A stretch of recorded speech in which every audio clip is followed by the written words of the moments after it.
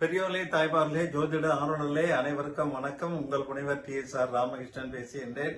இன்னைக்கு இந்த அன்றாட நம்ம செய்யக்கூடிய பணியில சில முக்கியமான டிப்ஸ் கொடுக்குறேன். நம்ம திங்கட்கிழமை அன்னைக்கு இறப்பு வீட்டிற்கு துக்கம் விசாரிக்க செல்லாது. ஆனா சென்றாலும் தவிர்க்க முடியாத காரணத்தினால சென்றாலும் அவங்க வீட்டுல அன்னைக்கு தங்கக்கூடாது. அதே மாதிரி செவ்வாய்க்கிழமை நகைகளை கழற்றி வைக்க கூடாது. புதன்கிழமை அன்னைக்கு கண் சம்பந்தமான சிகிச்சைகள் செய்யக்கூடாது. வியாழக்கிழமை துளசியை வழிபாடு செய்பவர்கள், பெருமாள் படத்துக்கு துளசி வைக்கிறவங்க, நம்ம பூஜையில துளசி பயன்படுத்துபவர்கள், வெள்ளிக்கிழமை துளசி வைக்கிறவங்க, இந்த மாதிரி இருக்கிறவங்க வியாழக்கிழமை அசைவ உணவு சாப்பிடக்கூடாது. வெள்ளிக்கிழமை அன்னைக்கு கடன் கொடுக்காதீங்க, வாங்காதீங்க. சனிக்கிழமை அன்னைக்கு கடன் வாங்கவே கூடாது. ஞாயிற்றுக்கிழமை இரும்பு சம்பந்தமான பொருட்களை வாங்கக்கூடாது. அதே மாதிரி வீட்டுல நிறைய பக்கம் இடம் முன்னால பின்னாலெல்லாம் இருக்கு, கார்டனிங் பண்றோம், மரம் வைக்கிறாங்க. அந்த மாதிரி வைக்கும்போது சில விதிமுறைகள். ஒற்றை தென்னை மரம் வைக்கக்கூடாது. தென்னம்பிள்ளை வைக்கிறீங்கன்னா 2 வைங்க, 3 வைங்க, இல்ல 4, 5 இடத்தை பொறுத்து. ஆனா ஒரே ஒரு தென்னம்பிள்ளை மட்டும் வீட்டுல வைக்கக்கூடாது. அதே மாதிரி ஒற்றை பனை மரமும் வைக்கக்கூடாது. அதே மாதிரி வீட்டுல நிலக்கதவை திறந்த உடனே, நிலவாசலை திறந்த உடனே முன்னால முருங்கை மரம் கண்ணுல தெரியக்கூடாது. பின்புறம் வேணா வைக்கலாம். அதே மாதிரி நல்ல வேப்ப மரம் வளர்ந்துருக்குது அப்படின்னா அந்த வேப்ப மரத்தை நம்ம சில பேர் பெருசா வீட்டுக்கு முன்னால 2-3 வச்சுட்டுருவாங்க. அது நல்ல உயரமா வளர்ந்து இந்த லைன் கம்பியை டச் பண்ணோம், இல்லைன்னா வீட்டுக்கு மொட்டை மாடி கட்டிடத்திலேயே உங்களுக்கு அகண்டு பறந்து வளர்ந்துருக்கும். அந்த மாதிரி வேப்ப மரத்தை நீங்க வளராமல் வெட்டக்கூடாது. ஏன்னா வேப்ப மரத்தை வெட்டினீங்கன்னா வீட்டுல ஒற்றுமை பாதிக்கப்படும்.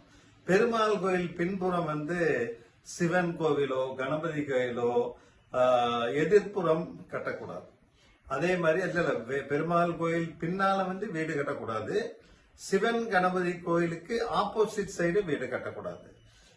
இந்த மாதிரி எல்லாம் நம்ம சில விஷயங்களை பார்த்துக்கணும். அதே மாதிரி நம்ம எண்ணெய் மற்றும் தண்ணீரில நம்ம முகத்தை பார்க்க கூடாது. பாத்தீங்கன்னா சில இறப்பு வீட்டுல இறந்து அந்த 3ஆம் நாள்ல 14 நாள் காரியம் பண்ணும்போது தீட்டு கழியறதுக்காக அந்த இது பண்ணவங்க கர்ம காரியங்களை பண்ணவங்கள எண்ணெய முகம் பார்க்க சொல்லுவாங்க. அந்த மாதிரி சமையல் தான் பார்க்கணும்.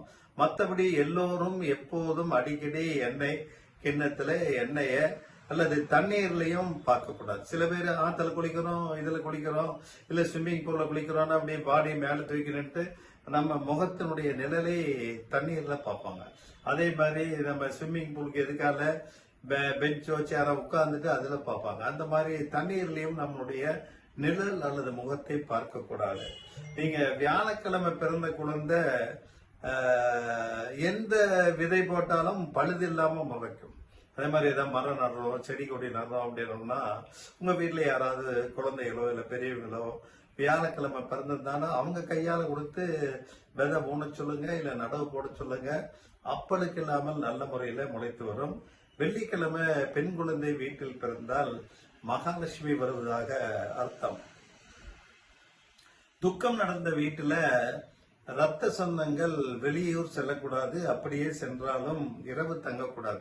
அதனாலதான் துக்கம் நடந்த வீட்டுல பாத்தீங்கன்னா அந்த வீட்டுல இருக்க உறுப்பினர்கள் அந்த ஒரு 3 நாள் 16 நாள் பழைய காலத்துல சொல்லிட்டு இருந்தோம். 16 நாள் இப்ப எல்லாம் வெளியே போகாம இருக்க முடியாது. அதனால குறைந்தபட்சம் அந்த 3 நாள், இல்லைன்னா அந்த தீட்டு முடிகிற வரைக்கும், இல்ல அந்த கர்ம காரியங்கள் முடியற வரைக்கும் வெளியூர் சென்று வரலாம். ஆனா வெளியூர்ல தங்கக்கூடாது. நைட்டு வீட்டுக்கு வந்துடணும். இறந்தவர்களுக்கு திதி திவசம் கொடுக்கும் போது இறந்தவனுடைய வாரிசு கிழக்கு நோக்கி அமர்ந்து திதி கொடுக்க வேண்டும். கிழக்கு அமர்ந்து மேற்கு புறமாக தான் திதி கொடுக்கணும். அதே மாதிரி நம்ம கார்த்திகை தீபத்துக்கு எத்தனை விளக்கு ஏற்றணுங்கிற ஒரு நியதியெல்லாம் இருக்கு. கார்த்திகை தீபம் முடிஞ்சது, இருந்தாலும் அந்த தகவலை கொடுத்துட்றேன். மொத்தம் வந்து நம்ம 27 விளக்குகள் ஏற்றணும். இந்த 27 விளக்குகள் வந்து 27 நட்சத்திரத்தை குறிக்கும். வீட்டு முற்றத்துல 4 விளக்குகள், சமையல் கூடத்துல 2, முன் படிக்கட்டுல 2, பின் படிக்கட்டுல 4, திண்ணையில 4, மாடக்குழியில 2, நிலைப்படிக்கு அருகிலே 2, சாமி படத்துக்கு கீழே 2, வெளியிலே யமதீபம் தென்மேற்கு மூலையில தெற்கு நோக்கி ஏற்ற வேண்டும். மற்ற எல்லா தீபமுமே தெற்கு பகுதியில தீபம் இருக்கக்கூடாது.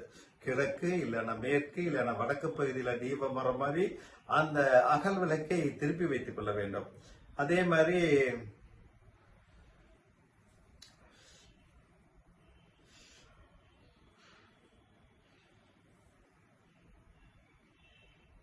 நம்ம வந்து வீட்டுல செய்யக்கூடாத சில விஷயங்கள், அதுல அலட்சியமாகலாம் பார்க்கக்கூடாது. இரவு நேரத்துல துணி துவைக்க கூடாது. நீங்கெல்லாம் வந்து வாஷிங் மிஷின் தான் மெயின். அதனால மக்கள் வந்து நைட்டு வந்து வாஷிங் மிஷின் எல்லாம் போடுவாங்க. துவைக்க கூடாதுனாலே அதான் அர்த்தம். அதே மாதிரி வாஷிங் மிஷினையும் நைட்ல கூடிய வரைக்கும் பயன்படுத்தாமல் இருப்பது நல்லது. இரவிலே குப்பையை வெளியே கொட்டக்கூடாது. இரவிலே மரத்தின் நிழலிலே தூங்கக்கூடாது. இரவிலே ரகசியமான விஷயத்தை அந்த ரகம் நினைச்சிட்டு கணவன் மனைவியே ஒரு ரூம்குள்ள சத்தம் போட்டு பேசினாலும் யாராவது ஒருத்தர் கேட்பதற்கு உண்டான சூழ்நிலை உண்டாகிவிடும். அதே மாதிரி அன்னம், உப்பு, நெய் இவைகளை கையால் பரிமாறக்கூடாது. ஸ்பூன்ல தான் பரிமாறணும். இப்ப சாதம் கூட பழைய காலத்துல எல்லாம் கிராமத்துக்கு போனீங்கன்னா சாதமே கையில் எடுத்து தான் போடுவாங்க.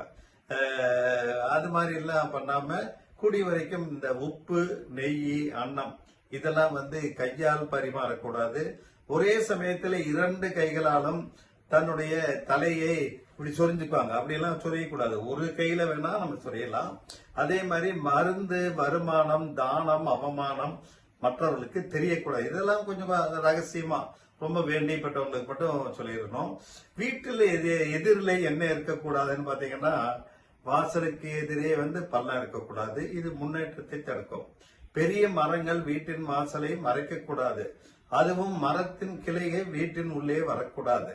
வீட்டின் வாசலுக்கு நேரெதிரிலே கிளம், அதாவது குளம் அல்லது கிணறு இருப்பதும் நல்லதல்ல. வீட்டின் வாசலுக்கு நேரெதிரே கழிவுநீர் தொட்டி இருப்பதும் எதிர்மறையான ஆற்றலை கொடுக்கும், நெகட்டிவ் எனர்ஜி கொடுக்கும். வீட்டின் வாசலுக்கு நேரெதிரே குப்பை தொட்டி வைத்திருப்பதும் நல்லதல்ல. அதனால வாசல் 40 அடி வீடு அகலம்னா சென்டர்ல வாசல் இருக்கும். ஒன்னா நீங்க இந்த ஓரம் இல்லைன்னா அந்த ஓரத்துல வச்சிருக்கணும்.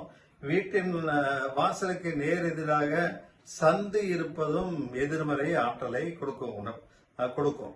ஆகையனால இதெல்லாம் பார்த்து தான் நம்ம வந்து வீடு வாங்கிறது, இந்த மாதிரி நிகழ்வுகளை பார்க்க வேண்டும். வீட்டு வாசப்படியில நாம் அணிந்து உபயோகப்படுத்திய கிழிந்த பழைய துணிகளை கால் மிதியாக வைக்கக்கூடாது. சில பேர் வந்து போர்வையெல்லாம் பழசாயிருச்சுன்னா அதை கிழிச்சு பெட்ஷீட் மாதிரி இது பில்லோ கவர் மாதிரி செய்வாங்க. அதே மாதிரி முன்னால மேட் மாதிரி பயன்படுத்தாங்க. அதெல்லாம் கூடாது. வீட்டிலே வரும் செல்வ வளத்தை இவை குறைத்து தரித்திரத்தை உருவாக்கும். சணல், கோணி போன்றவற்றை உபயோகப்படுத்தலாம். இல்லை இப்ப பயன்படுத்துற மேட் பயன்படுத்தலாம். மிதியடி, மேட் போன்றவற்றை வாங்கும்போது இன்னைக்கெல்லாம் வெல்கம் அப்படின்னு அதுல போர்டு எழுதியிருக்காங்க. இல்லைன்னா மயில் மாதிரி படம், இந்த மாதிரி ஏதாவது ஒரு அனிமல் படம் போட்டிருப்பாங்க. அதுல மயில், அன்னம் போன்ற படங்கள் மேட்ல எல்லாம் இருக்கக்கூடாது. ஏன்னா நம்ம காலில் மிதிக்கும் போது அந்த அன்னப்பறவையையும் மயில் பறவையும் மிதிக்கின்றோம். கூடிய வரைக்கும் அதெல்லாம் பண்ணக்கூடாது. கூடிய வரைக்கும் அந்த வெல்கமே இருக்கக்கூடாது. ஏன்னா அந்த வெல்கம் இருந்தாலும் அதையும் காலில் மிதிச்சுத்தானே போறோம்.